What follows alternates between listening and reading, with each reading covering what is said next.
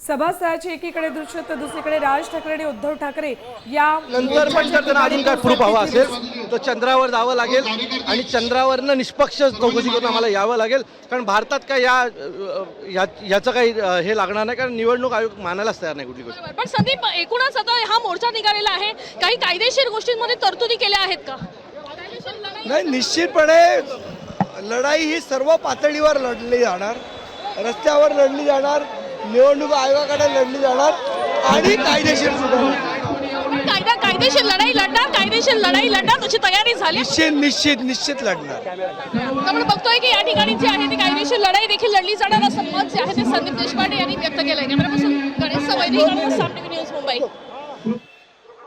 चे T shirt घालून आपण बघतो की मनसेचे नेते रस्त्यावर उतरलेले आहेत आणि कायदेशीर लढाई देखील लढणार असं मुंबई शहराध्यक्ष मनसेचे संदीप देशपांडे म्हटलेलं आहे.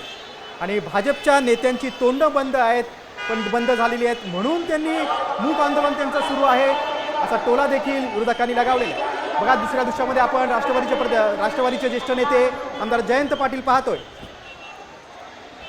शरद पवारांसह राष्ट्रवादी काँग्रेसचे सगळे प्रमुख नेते या मोर्चात सहभागी झालेले आहेत. जितेंद्र आव्हाड असतील, अनिल देशमुख असतील, सुप्रिया सुळे असतील. सत्याचा मोर्चा काढण्यासाठी राज ठाकरे आणि उद्धव ठाकरे मोर्चात एकत्र चालताना आपल्याला दिसत आहेत. महाविकास आघाडी आणि मनसेचे सर्व नेते या मोर्चात एकवटलेले आहेत. विरोधकांची वज्रमूठ आपल्याला दिसते.